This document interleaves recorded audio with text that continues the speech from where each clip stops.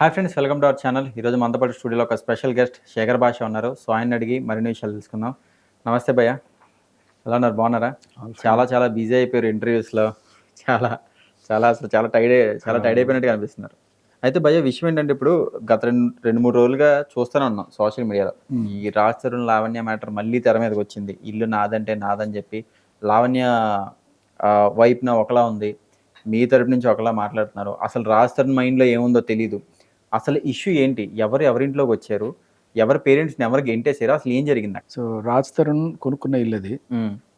తన 3 సినిమాలు అప్పట్లో సూపర్ హిట్స్ వచ్చినప్పుడు, సినిమా చూపిస్తాం మామ అని వచ్చినప్పుడు ఆ పేమెంట్కి బదులు ఆ ప్రొడ్యూసర్ సొంత ఇల్లు, కోకాపేటలో ఇల్లు ఇచ్చారు. ఎందుకు డబ్బులు ఇస్తే నువ్వు అనవసరం చేసుకుని ఇదైతే రేట్ పెరుగుతుంది అని చెప్పి మంచి దీంతో తీసుకున్నాడు అక్కడే. సో అది తీసుకున్న తర్వాత అంటే అది క్లియర్ టైటిల్ అని రాస్తారు. కొన్నాళ్ళు ఉన్నారు. రాజ్ తరుణ్ వాళ్ళ అమ్మ నాన్న ఉన్నారు. తర్వాత మధ్యలో ఈవిడ అప్పుడప్పుడు వచ్చిపోతుండేది. తర్వాత మెల్లగా అక్కడే టెస్ట్ వేసింది. అక్కడ టెస్ట్ వేయడంతో పాటు వాళ్ళ అమ్మ నాన్నని దుర్భాషలాడడం, రాజ్ తరుణ్ని తిట్టడం, తిరగబడి అనే ధైర్యం కూడా లేదు. ఎందుకంటే బ్లాక్మెయిల్.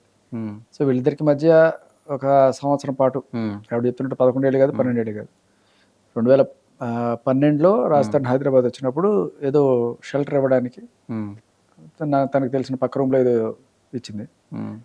అప్పుడు ఏదో గొడవ అక్కడి నుంచి వెళ్ళిపోయాడు రాజ్ తరుణ్. అప్పుడేం రిలేషన్ కూడా లేదు.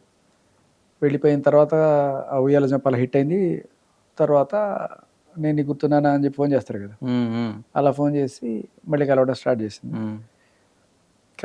అలా కలిసిన తర్వాత కొంత ప్రేమ చిగురించింది వాళ్ళ మధ్య అని చెప్తున్నారు. 2014లో 14 నుంచి 15 దాకా ఉందేమో. ఎందుకంటే 2015లో చింటూ అనే అతను ఎంట్రీ ఇచ్చాడు. చింటూతో కొన్ని షార్ట్ ఫిల్మ్స్ చేసింది. తర్వాత వాళ్ళ మధ్య లవ్, ఆ మంచం కొళ్ళ చప్పుల్లో ఆ దరిద్రంతో మనం విన్నాం. సో ఓపెన్గానే వాళ్ళిద్దరికి మధ్య వాళ్ళిద్దరికి సంబంధించి ఒక కేసు కూడా ఉంది.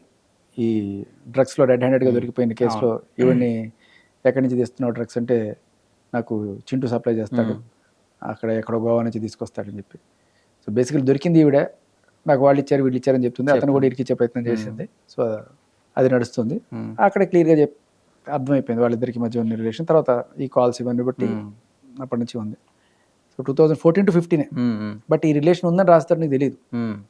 మెల్లగా అప్పట్లో వాళ్ళ అమ్మ వాళ్ళు వెళ్ళి పెళ్లి చేసుకోవచ్చు కదా మిమ్మల్ని మాట్లాడతారని అడిగితే కూడా ఈవిడ కసురుకొని పెళ్ళేంటి ఏమనుకుంటున్నారు, రాజ్ తరుణ్ ఫ్రెండ్ అంతే, కొంతమందికి అయితే బ్రదరు.